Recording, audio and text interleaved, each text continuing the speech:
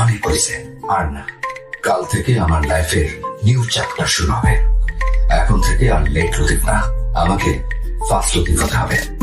আমি হব সকালবেলার পাখি, সবার আগে কুসুম বাগে উঠবো আমি ডাকি। Early to bed, early two rice. ঠিক সময় মতো উঠতে না পারলে বস তোমার করবে সাইজ।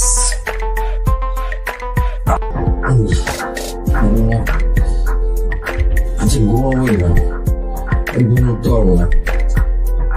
এই হওয়া আছে টাইম মতো অফিস যাবোই।